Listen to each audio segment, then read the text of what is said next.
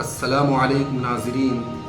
شادی انسان کی زندگی میں ایک بہت اہم ترین پہلو ہوتا ہے اور اس کی زندگی ایک نئے سرے کی طرف دوڑ پڑتی ہے۔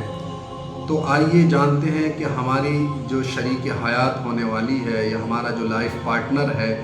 وہ کیسا ہونا چاہیے۔ تو میں پھر آپ کو بتاتا ہوں اس شخص کی بات جو اللہ کے بعد اس دنیا کے اندر سب سے افضل ترین ہستی ہے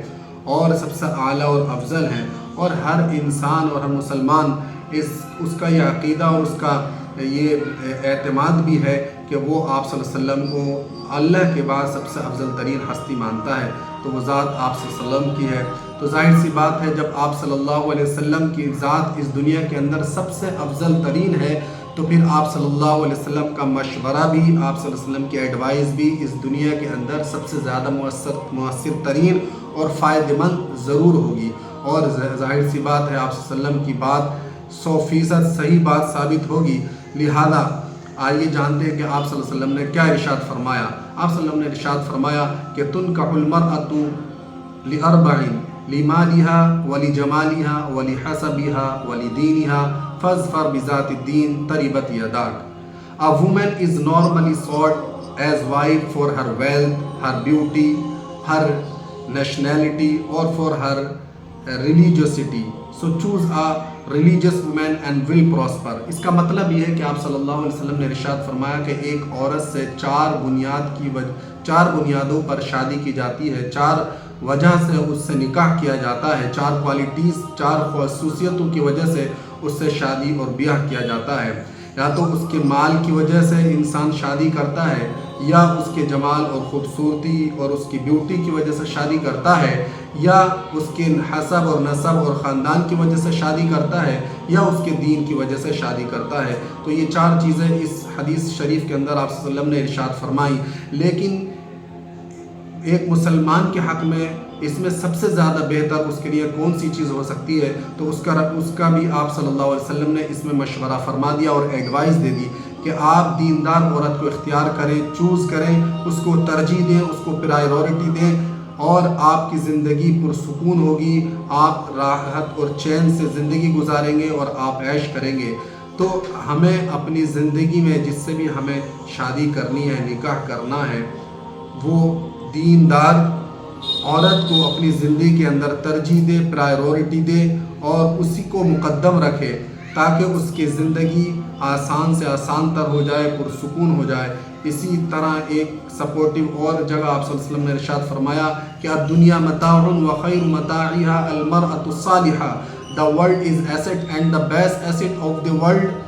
a virtuous woman۔ کہ یہ دنیا ایک ساز و سامان کی طرح ہے اور اس دنیا کا سب سے قیمتی سامان ایک نیک عورت ہے۔ تو ظاہر سی بات ہے آپ صلی اللہ علیہ وسلم اس کے بہترین تفسیر کرنے والے ہیں اور انسان کی جو ہے اس کے مزاج کو جاننے والے ہیں۔ تو اب اگر ہم دیندار عورت کو اپنی زندگی کا لائف پارٹنر چنیں گے تو ہماری زندگی بھی پرسکون ہوگی۔ مثال کے طور پہ آپ ایک بہترین بازار سے کپڑا خرید کے لاتے ہیں، عمدہ قسم کا لباس خرید کے لاتے ہیں، مٹیریل بھی اس کا اچھا ہوتا ہے اور وہ قیمتی بھی ہوتا ہے، لیکن اس کی فٹنگ جو ہوتی ہے وہ آپ پر انفٹ ہوتی ہے، وہ آپ کی باڈی پر، آپ کے جسم پر